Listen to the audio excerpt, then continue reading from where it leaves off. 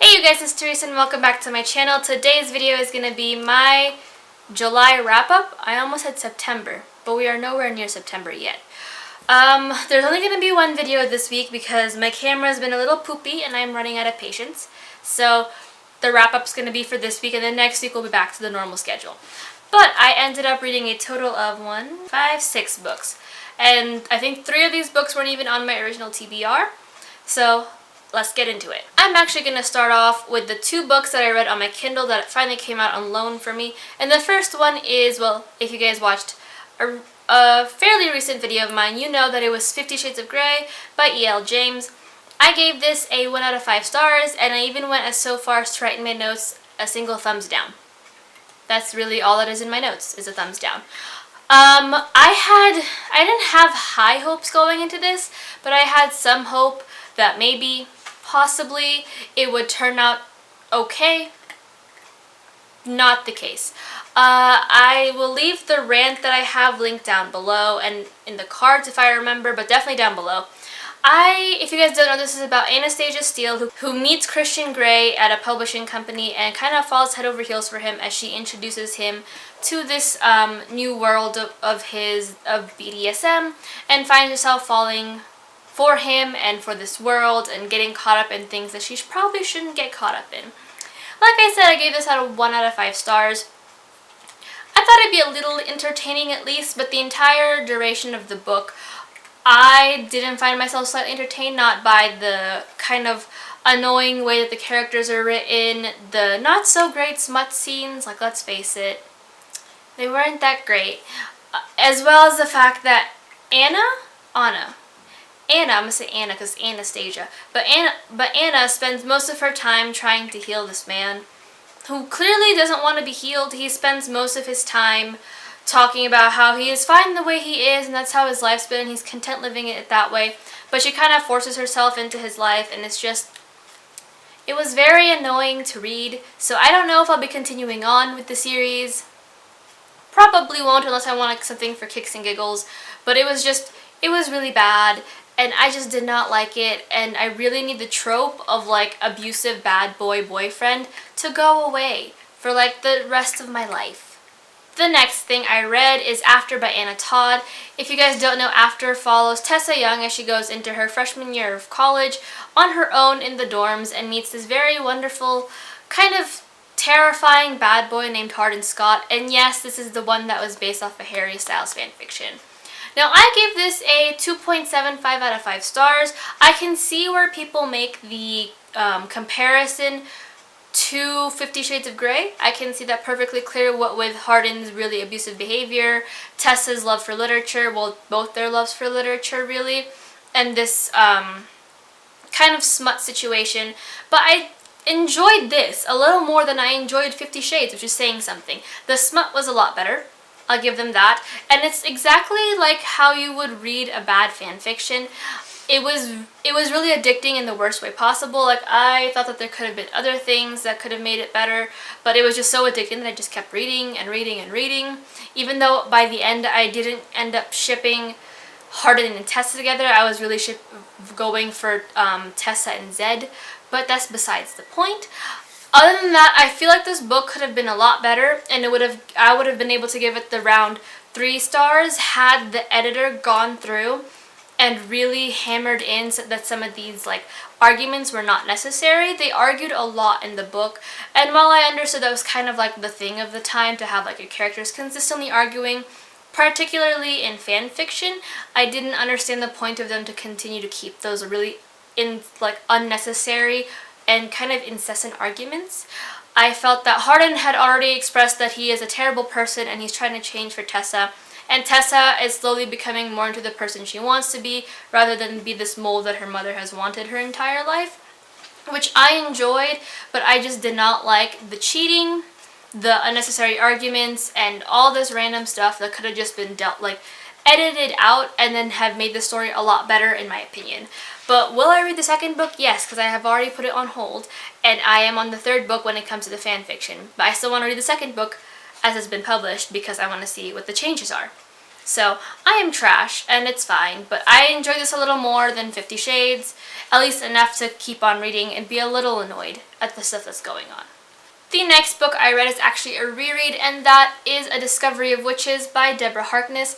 This is an adult urban fantasy novel that follows Diana Bishop as she kind of has hidden her magic away from her this entire life due to her parents' death. That is until one day she meets the mysterious and kind of sexy English vampire Matthew Claremont, who kind of forces her to get back into this world and realizes that she is a bigger player in this world than she ever wanted, really.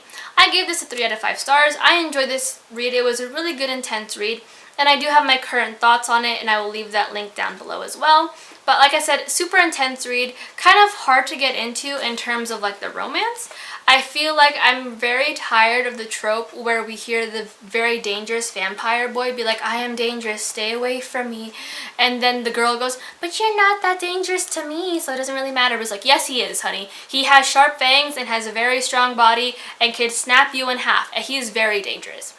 I also didn't like the amount of plot twists that were kind of going on in this book. It was literally kind of like a 7-layer dip of plot twists. And they never really came together or resolved themselves until the very end of the book. And even then, there was like an added surprise 8th layer of plot twist. And if this were cheese, I am lactose intolerant and I would have been sick. So other than that, I heavily enjoyed it, but I wasn't a fan of the amount of plot twists in here to make it enjoyable, I guess. It was very overwhelming. I couldn't keep them straight at times. And it was just like, did you need this many in the first book? No. So why did you put this many? Like, I remember sitting there and just trying to figure out which plot twist could probably have been moved to the second book and not have affected this at all. And I felt like there was at least like 2 in there that I listed off that were like, yeah, did we need this? No. Could you have introduced it in the next book? Yes. So definitely we'll continue on with the series. I'm going to wait until I get the Kindle version for this because she's chunky, and for some reason I read a lot faster in the Kindle. But I will keep you guys updated, and hopefully I can finish the series out sometime soon, because I have been having the series in my to finish list for like 4 years now. Yeah, about 4 years. The next book I read is The Graveyard Book by Neil Gaiman. I gave this a 5 out of 5 stars, and this is it's a retelling or reimagining The Jungle Book, where instead of the boy growing up surrounded by a bunch of jungle animals, he is surrounded by ghosts. Here, nobody, Bod Owens, grew up in a cemetery after his parents were brutally killed, and this is where he's grown up. Like I said, I gave this a 5 out of 5 stars. I don't know if I said that, but if I didn't, 5 out of 5 stars. I enjoyed this book a lot. It's really Neil Gaiman just has a way with words that I am completely enthralled with, and I will continue to pick up any work that he has written. I love the illustrations. They were so good and definitely set the tone for some of the scenes that were going on. The ending was absolutely heartbreaking, and I was just like, I remember reading it and somehow I got this weird Harry Potter feeling in the pit of my stomach where it was like I was saying goodbye to Harry Potter. This is not Harry Potter. But that was kind of the feeling that it gave me, where I was saying goodbye to like an old friend. And yeah, my only qualm with this is that I couldn't really tell how old Bod was during some of the chapters as we kind of go through the duration of his entire life and not just a couple of years.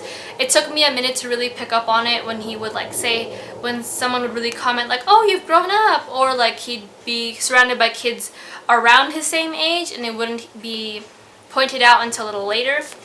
But still definitely enjoyed it, would still pick up any other Neil Gaiman's works, and I definitely, the list is long. He's like Stephen King for me. I just have to like pick up his works in increments so I don't get overwhelmed. But yeah, highly recommend, and I will leave my review as well as reviews for the other books down below. The next book that I read is Carry On by Rainbow Rowell. If you guys don't know, this is the book. This book was inspired by the fan fiction that Kath writes in Fangirl, and I read Fangirl last month in June, and I picked up Carry On. And Carry On is a young adult high fantasy novel where we follow Simon Snow, who is categorized as the worst chosen one ever. He's kind of a parody of Harry Potter, and everyone knows it, including himself, and he is the worst one. Even his like very evil roommate vampire Baz Says So. I give this a 5 out of 5 stars. I love the quirkiness of this book. It was quirky without overdoing it. I love the magic system and how like you would have to use like a fun little phrase to kind of get a spell out. Like, can we just talk about that for a minute? It was so fun, and it took me a second to pick up on it, but I realized it right away. I love Baz. I just want to protect Baz and his beautiful little queer heart. I just love him so much, and I really just enjoyed how the story progressed. And even though like you had an inkling as to what was going to happen, it was still a surprise when it did happen. My only problem with this book was that I did not understand Agatha at all. Like at first I was like, you go girl, you do things that make you happy and you go get them. You go be human. You go break up with your boyfriend because he's not making you happy anymore. But I didn't understand the point of her. I felt like she didn't serve much to the plot other than to be like, I am Baz's love interest. Not Baz, Simon's love interest. And I broke up with him because I don't want to be with him anymore. I want to be with Baz. So yeah, but I enjoyed it, and I can't wait for for Wayward Son to come out soon. And like, I have a lot of emotions because Baz is like the perfect bad boy. And that's saying something because I read after. So. And the last book that I read in July is Practical Magic by Alice Hoffman. I gave this a 4 out of 5 stars, and this book follows two sisters named Jillian and Sally who kind of like, we follow them throughout the entirety of their lives as they kind of like get close as sisters, but they kind of fall apart in adulthood. But due to kind of magical reasons, I guess is the best way I can put it, they're pulled back together and they kind of have to realize that they're kind of witches, you know, that kind of thing. Like I said, 4 out of 5 stars. I really enjoyed Alice Hoffman's prose. It's very fantastical, it's very flowery, and really great for a book like this. I love the insta-love that wasn't insta-love. I felt like, even though it was insta-love in some aspects where everyone was like, oh my god, I love you already, we got to see the characters kind of grow into one another as well before they kind of started professing their love for each other and really kind of enjoying their presence before that. So it was like insta-love without it being insta-love, and I just want to write like I have like a couple in my like work in progress that's a little bit like that, so I like can only pray that I can write it just as well as that. My biggest problem with this was that not a lot happened in the book. It was very great and things did happen, but it wasn't enough for me to like pinpoint like a climax and a really good end, if that makes sense. I also really struggled with Sally and Jillian's relationship toward the end. It felt like they never really put like any closure to things. We kind of see that happen with more Kylie and Antonia, who are Sally's kids, but not so much Jillian and Sally, who are like the main girls of this book. But I feel like that's just because they're sisters, and some, you know how it is with like sisters and like siblings in general. When you fight, but you never really apologize. You just kind of yell at each other or then ignore each other for a while. And then someone offers food or is like, hey, your favorite movie's on. And then everything's okay again.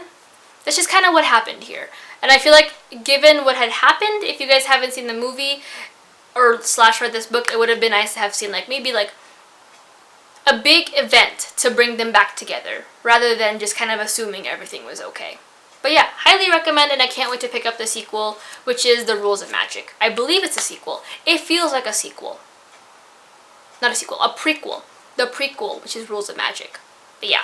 But that is it for the books I read in July. Not a lot that I read, which is like, I think this is like one of my smaller months, of the books that I read. But like I said, I will leave any video that I did on these books down below, as well as all my Goodreads reviews if I have them available, which I should. But yeah, until then, I will talk to you guys everywhere else. Like and subscribe. I do try to upload twice a week, but sometimes, especially when it's cloudy out, my lighting doesn't really work with me. But that should be fixed really soon. So until then, I'll talk to you guys everywhere else, and I hope you guys are having a great week. Bye!